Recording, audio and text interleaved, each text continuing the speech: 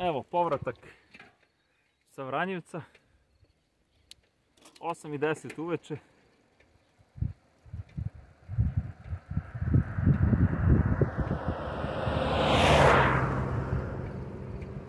Evo tu je Irena, moj saputnik.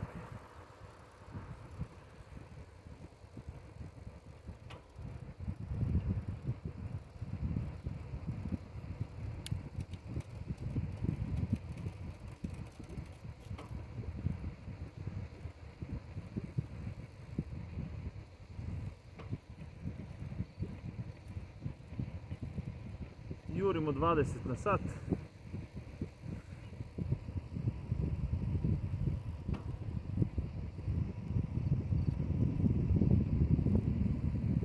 A Vranjevac ostaje za mnom sa moje lijeve strane.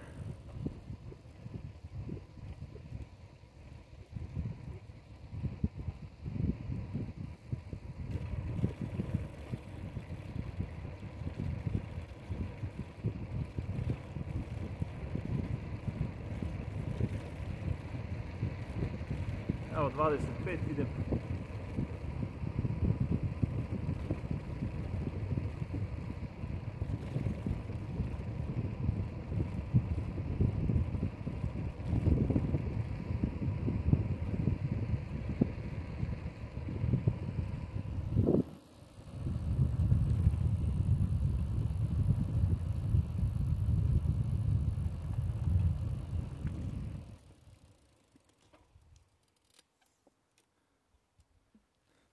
Evo Irena me obilazi.